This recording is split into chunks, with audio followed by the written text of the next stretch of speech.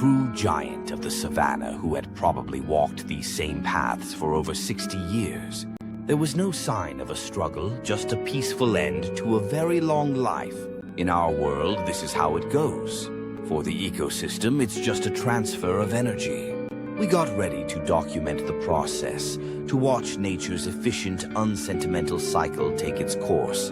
We had no idea how wrong we were. The gathering first, just one of her own herd arrived. A young bull. He walked up cautiously, his trunk out, tasting the air. Then he did something that made us all hold our breath.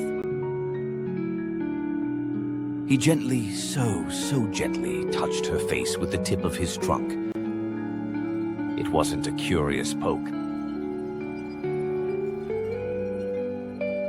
It felt like a caress. Soon the rest of the herd appeared over the horizon. They didn't trumpet or charge. They just walked slowly, deliberately, and formed a silent circle around their fallen leader. We know that elephants have these incredibly deep, lifelong social bonds and complex societies. But what we were watching felt like more than just communication.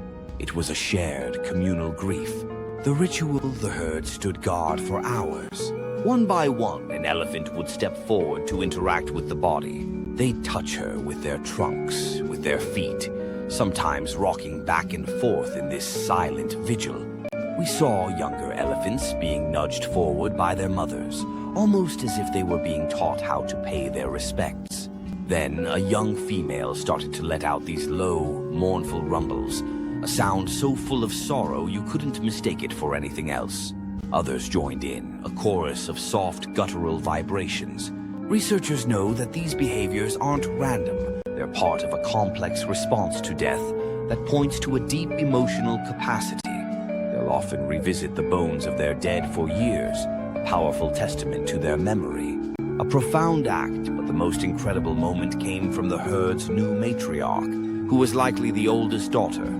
She stood over her mother's body for a long time. Then she broke off a branch from a nearby tree and carefully, methodically, laid it across her mother's body. Another elephant joined in, then another, adding small branches and tufts of grass. They weren't trying to hide the body from scavengers. This felt like something else entirely. It was a ritual, a final gesture. Watching them work together with such quiet purpose, it really challenged our definition of what it means to be an animal.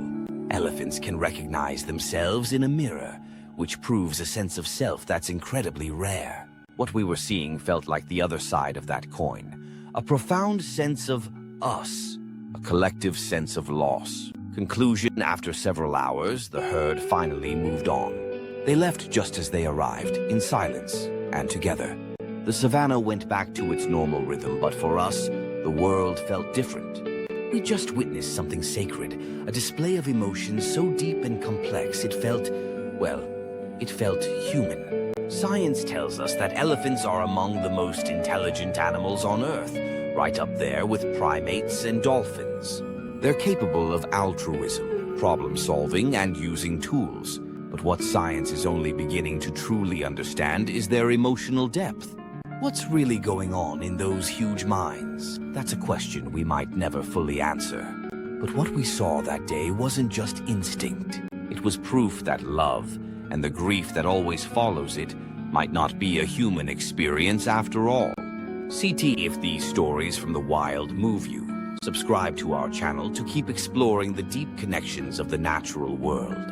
And please consider supporting an organization dedicated to protecting these magnificent, emotionally intelligent animals.